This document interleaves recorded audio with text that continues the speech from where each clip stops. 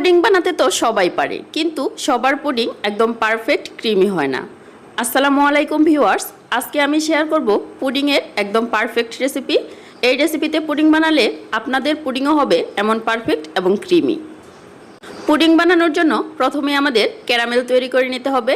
Caramel তৈরি করার জন্য এখানে আমি নিয়ে নিয়েছি 3 চামচ পরিমাণ চিনি এবং 1 চামচ পানি। এখন এটা অল্প আঁচে জাল করতে হবে। ক্যারামেলটা জাল করতে করতে যখন এমন একটা কালার চলে আসবে তখন এটা আমি নামিয়ে নিব। এর থেকে বেশি কালার আনতে গেলে এটা পুড়ে যাওয়ার সম্ভাবনা থাকে। এটা নামানোর পরও কালার কিছুটা গাঢ় হবে। এখন আমরা যে পাত্রে পুডিং বসাবো সেই পাত্রে ক্যারামেলটা ঢেলে এভাবে ছড়িয়ে নিব। এখন পুডিংয়ের মিশ্রণটা তৈরি করে নিব। পুডিংয়ের মিশ্রণ তৈরি করার জন্য এখানে আমি নিয়ে নিয়েছি বড় সাইজের 3টা ডিম। এখানে আমি 1.5 কাপ দুধ দিয়ে পুডিং বসাবো।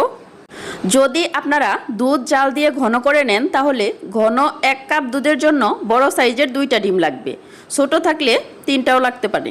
এই ডিম দুধের মিশ্রণটা যদি পারফেক্টলি দিতে না পারেন তাহলে পুডিংটা কিন্তু খুব ভালোভাবে জমবে না।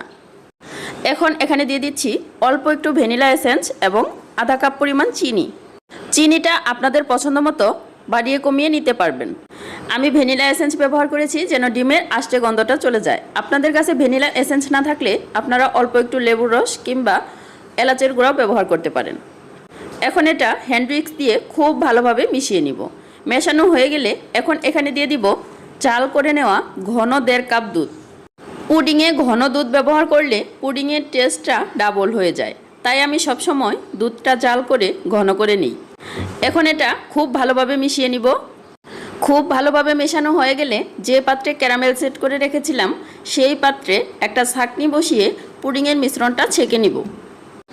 এই পুডিংয়ের মিশ্রণটা অবশ্যই ছেঁকে দিতে হবে। পুডিংয়ের মিশ্রণটা ভালোভাবে ছেঁকে না দিলে এই পুডিংয়ের ভিতরে কিন্তু মসৃণ ভাবটা, ক্রিমি ভাবটা আসবে না। এই তো আমার ছাঁকা শেষ হয়ে গেছে। এখন আমি পুডিংয়ের বাটিটা একটা ঢাকনা দিয়ে ঢেকে দিব।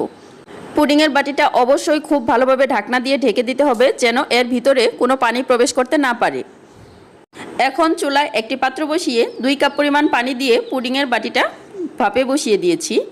এখানে আমি 1 টুকরো কাপড় ব্যবহার করেছি যেন পুডিংয়ের বাটিটা নড়াচড়া করতে না পারে। আমি পুডিংটা মিডিয়াম লো আঁচে 15 মিনিটের মতো ভাপ দিয়ে নিয়েছি। কাঁটা চামচ দিয়ে চেক করে নিলাম পুডিংটা হয়ে গেছে। এখন আমি পুডিংটা ঠান্ডা করে মোল্ড আউট করে নেব।